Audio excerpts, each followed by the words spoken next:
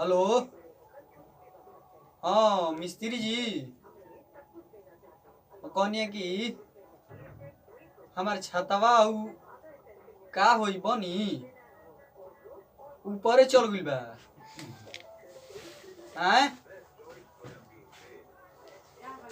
आई एक काम करी देखी कसम बना दिया देवलिया जोड़ दिया ये आकाश में टंगा गइल बा छतवा। का मुखिया जी खुश रख क्या कही मैंने बन जी एगो क्लियर बात बताओ तार से बनी उनी कि ना तो कहो हम दूसर मिस्त्री धरी का बनाओगे मुखिया जी? अरे कह का कहो हाँ कल भोरे आके भेंट करो हमारे लिए ठीक है नू। हाँ अरे का कहीं होता रखे बड़ी हमारे जोरे घड़ी दिक्कतें होता। का के दिक्कत हो गई? बहुत दिक्कत बा घड़ी कहते बड़ो। अरे तो आखिर का दिक्कत हो गई बताई तब न। एक तरह से दिक्कत हो जाता एक तरह से बढ़िया हो जाता। अच्छा दिक्कत का बा? दिक्कत बा कैसे हम कहीं तब न बुझाई हमरो। दिक्कत बा कि हम जो कोठरिया में रहत रही हैं कोठरिया में अचानक अपरूपी का जन का भई हैं कोठरिया में। हाँ फैक्ट्री बन गई बा। अब हमारा एगो कोठरी है अब हम रही कैसे हम फैक्ट्री बन गई बा। हाँ दिक्कत ये बा कि हमारा रहे के जगह नहीं खे। का के पतल के फैक्ट्री बन गई बा? अरे ना महाराज फैक्ट्री बन गई बा। आखिर का के फैक्ट्री बन गई बा? बढ़िया ई बा कि पैसे आवता है घड़ी खूब खूब खूब लेकिन रहे के जगह नहीं खे। रहे के जगह नहीं के पैसा आवता है। पैसा खूब आवता है लेकिन रहे के जगह नहीं खे। ऐसा भइल एक दिन हम खाना मंगैनी घर ले हैं तो मुखिया लेके अली तो में सलाद उलाद एकदम रहे पुलाव उलाव बनल रहे तो रवि धोते रहे ना पूरा एकदम रहे। तो एक काम कोई खैनी कुछ छोड़ देनी तो सलादवा में गिर गई और टमाटर के रहे नीचे गिर गई। तो नीचे प्लास्टर नहीं खेनू तो सलादवा तो भोरे हम बाहर देनी हैं लेकिन बियावा में को हिजे गिर गई और जाम गई। जामियो गई। हाँ बियावा गिरा रहे जब जाम गई तो का हम कही 1.5 हाथ के हो गई। 1.5 हाथ के हो गई। हाँ टमाटर 1.5 हाथ के होला नू। तो बढ़िया ई बा कि छोड़ देनी कि चलो ऑक्सीजनो दी रूम में रही एगो कोना में तो से का हर जाबा एगो फल के टमाटर के सब्जी तनी मिल जी का। हां सलादो कर होला हैं तो सोचनी कि छोड़ दो। तो फिर का भइल एगो टमाटर फरल एगो में से फरल तो एके फरल है नु कोनी चलो और एगो दुगो फरी सलाद उलाद बनी तो छोट छोट फरल राती का सुतनी अब सुतनी नु अब हमार खटिया टेल लगो अब का हो हमर समझ बसिया टेल लगल अब रुको ना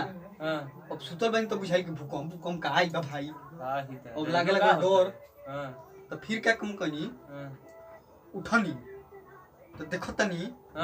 टमाटरवा होते चका भई फिर होते चका भई फिर होते चका भई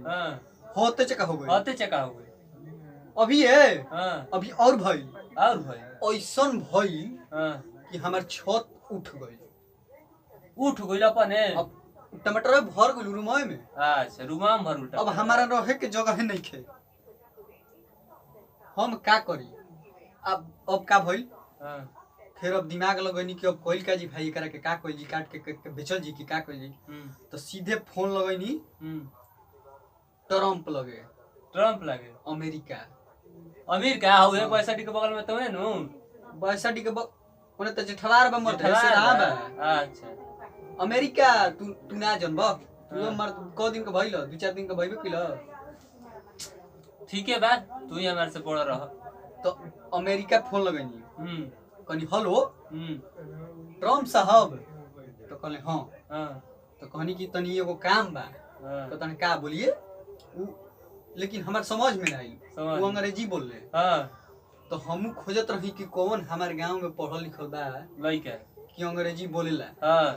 तो गोइनी एगो देखनी गजेंद्रा पियकड़ा बा हां वो मार लेवला तो एकदम अंग्रेजी टाइट टाइट बोले हां वो मारली तो बोलबे करी बोलला नु हां तो ओकरे भी गोइनी कहनी हइले फोन आ इंग्लिश में ओने से बोलता आ तू भी इंग्लिश में समझ तो वो अपन इंग्लिश में बोलस एकरा के एक पैक देनी कहता एक पैक चाही तो इहो इंग्लिश में बोलस उहो इंग्लिश में बोल पहले मार के तब बतैलो हां मार के बतैलो अच्छा तो फिर कहता कि एगो पाइप लगा दो टमाटरवा में आ एगो हइसे नल लेखा लगा दो बाल्टी रोको आ नेहा ओकरा में से जूस गिरी ओ में नहाई हूं के ओई पड़िएले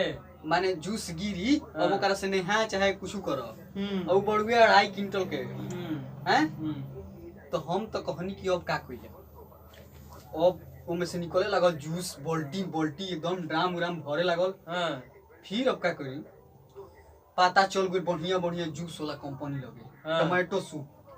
टमाटो सूप कंपनी अब उ तो हमार खाल नो चले बा कहम मालिक हमरो के अब हम का कही पूरा सब खाती हम के अरे हो महाराज सूप बनावे खाती पैसा तो हर आवे लागल का बुझाई माथा हमर काम लेकिन रहे के जगह है नहीं बुझाई गरम से तका तो का बेच दी टमाटरवा बेच दी ओही से हमारा पैसा हो तो हम बेच दी तो पैसा में आके का करी जब घर में रहे के नहीं तो फिर खींच के कैसे ले जैसन देवलियो हमर तोड़ दिया जेसीबी को आजी जवान ईटा आगे पीछे के जोड़ल वो तोड़ ले तो मुखिया जोगाड़ के बेच देम नु तो खुद अपन व्यवस्था भेज दी कि कैसे टमाटर निकली घर में ले ना महाराज ना हां बोले हम मड़ई लगा के काहे के बेचम तो बहरी सूती ठंडा के दिन बड़ा ले अपन ठंडा हमारी कुड़ू के जिम टमाटर रहले रह जाई तबाह बानी हमारा तो कुछ समझ में आवत बा ना रुपया के तो बुरा बा लेकिन का करबो हेलो ओहो हां जी बिया हुआ गोइल ठीक बा आगुल बद तन में काम हम लगवाई जो तवाई कुड़वाई डलवाई जो तवाई जल्दी ना तो फेन खड़जी खेतबा न ठीक बा हम आवते भाई ठीक बा हां गेहूं रोपइबो ना खेत तो हां सीजन आइयो गेल बा गेहूं रोपा के का जानते मुखिया जी हां का हो हम बंगलोर से अच्छा बंगलोर हसन बाजार वाला लगे बा ना महाराज बंगलोर परला उदवत नगर ना भैया आरा के निया दिल्ली पंजाब रे बंगलोर परला अच्छा हां उन्हीं बंगलोर बा जे सेंट्री उटी का होली सन अच्छा ना चलन आदमी अपन गांव के उन्हीं सब गेहूं के बिया मंगइले बानी खेती उती होला ओने ना हां गेहूं रोपाला अच्छा अरे खूब रोपाली सके हूं हां तो उन्हीं सब बिया मंगइले बानी जी अब बिया ऐसन मंगइले बानी तू बिहार में आई नु पूरा नामे हो जाई कैसन बिया बा सुनी ना पहले कैसन बिया बा उ बिया उजले मंगइले बानी ओकरा के डलवाव तनी रुपाव तनी बोवा दे तनी आ खाद बिया एक हाली मार देवे के बा पटावे के बा पानी मारे के बा खाद मारे के बा सब एक हाली मारे के बा दोबारा कुछ नहीं के मारे दवाई नहीं के छिटे कुछ ना और पिठिया पे ना कुछ ना कुछ सीटही के नहीं के छाइमेट कुछ नहीं के छीटे के बस उ जब उत्पन्न होई नु माने ऊपर बढ़ी जस बड़ होई तो होइबे कर होई नु तो में जैसे कि 4 गो पंछी फेंकी एगो पूर्व एगो पश्चिम एगो उत्तर एगो दक्षिण 4 गो पंछी फेंकी एक गेहूं में 4 गो हां एक गेहूं में हां जैसे फूल के डाला ना वाला कि हेने पंछी फेंकल होने वैसे ही पंछी फेंकी अच्छा और चारों डढ़िया में हतना बड़ा गोल लटकी जैसे पार्सल ना बाहर से वाले सन फ्लिपकार्ट भइल कोनो अमेज़न सब ओ में लटकी हां उ चारों में लटकी हां एक गो होते हतना बड़ा हां का अब उ एके वाली एथिए निकली आटे एके भी आटा निकली हां एके भी आटा निकली ओकरा के ना कुछ पिसवावे के बा ना धोवे के बा ना सुखावे के बा अच्छा हां वैसन बिया बा तो वो एके में ऐसे कैसे होते चका हो जाई उ चारों डढ़िया में हतना बड़ा लटकी जैसे सूरजमुखी नहीं देखल कि लटकेला वैसन तो उ आटा एके में कैसे जी मतलब एके में आटा उ लटकबे करी चारों डढ़िए में और 2.5 किलो के लटकी करबो मजाक मुखिया जी करतनी अब बताई होता ना दूर से मंगइले बानी तो और 3 महीना में देख ले हम 3 महीना में हो जिनु फेकबो हम फेकत थोड़ा बानी मुखिया जी देखो हम हार्ट के पेशेंट हई मर्जी मर्द ऐसे बात करबन हमरा देखा अइयो मत काल से मर्द मर्जी हम ना मुखिया जी हम फेकत नहीं की ए महाराज मर्जी देखी दिल को दौरा आवेला अब रे दोसर बात कर लगनी यहाँ आटा है के बता बैक मत बैक वो पिसवा के निके जो अथी अब ओकरा कोई सुखावा पिसवा के निके टेंशन माने लई कानून ना रे समा घर नु अभी जिए के हमारा कम से कम 10 बरिस देखो जान मतलब देखी सुनी पहले बात सब आराम से सुनी जिसे रहुआ मार्केट करती नु टमाटर के अच्छा हां सब किया होता है वो सही हमरो लगा आदमी ही हन अच्छा अब 2.5 किलो की जो लटक रही एती आटा बा जिस परसला वाले का चारों रहिए में अब बस तूर आ देले जाए के मार्केट में तारा बोका बनावे खातिर हम ही लोग नहीं अब देखी मुखिया जी ये तो गलती काम करतनी हम बोका बनावतनी अब कहां राउर उमर कहां हमार उमर हम बोका राउर के बनावतनी तो महाराज लेके कोनो पेड़ में आटा फरला वो पेड़ होखेला 4 गो फेंकी आर उ पेड़ आथी के गेहूं के डाढ़ हो अते चका होई नु तो 4 गो से फेंक दी